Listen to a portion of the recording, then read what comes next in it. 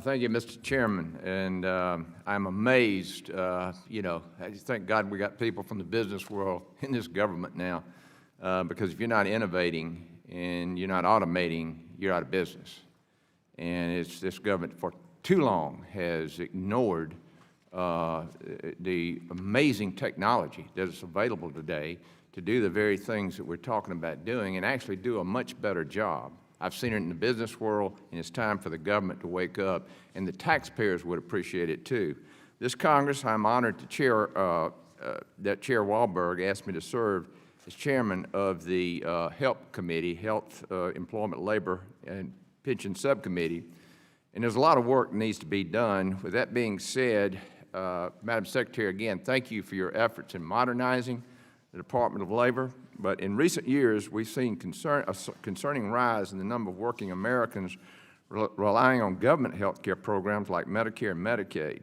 One of my top priorities, and Chairman Wahlberg had brought this up as well, is to expand access to affordable private health coverage for small business, self-employed individuals, and that's why I am proud to co-sponsor Chairman Wahlberg's Association Health Plan bill. I have met with Fortune 50 companies, Fortune 500 companies.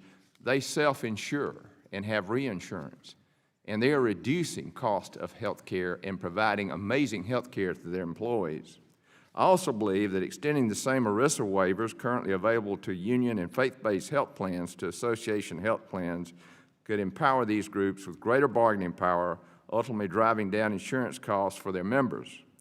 Would your department be open to exploring ways to allow association health plans similar flexibility and waivers currently afforded to union and faith-based plans under ERISA? Yeah, thank you again for the question and the conversation about this, and I'll look to Congress. Again, from the Department of Labor's perspective, it is my responsibility and my job to work with Congress on these technical issues and assist you in understanding that. But it is the goal of this administration to lower health care costs, to understand that we want to offer the best programs and the best plans for our American workers. So yes, I'm committed to working with you and your office on this piece of legislation. Thank you. One of my biggest priorities as subcommittee chair is ensuring that Americans' hard-earned retirement savings should never be jeopardized by politically motivated mismanagement. The Biden-Harris administration revoked the protective Trump administration rules that prohibited investing retirement plan assets and voting proxies held by plans for the purpose of impacting and advancing woke policies at the expense of participant retirement savings. The Biden-Harris administration also issued replacement rules that allow and even encourage fiduciaries to use other people's retirement savings for woke agendas. Can you explain the importance of ensuring investment fiduciaries invest exclusively for the purpose of providing benefits and defraying reasonable expenses under retirement plans?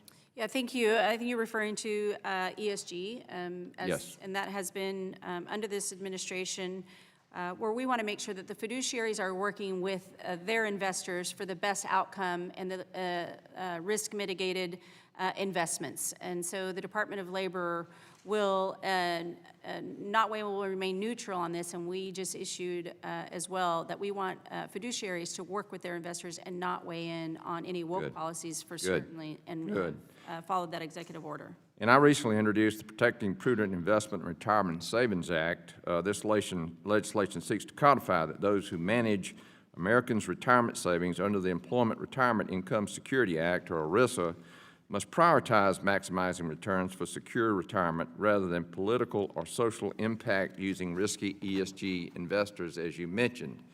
The Biden-Harris administration, congressional Democrats, and states, including California, have consistently demonstrated their hostility to independent contractors who choose to earn income through apps like Uber, Lyft, and DoorDash.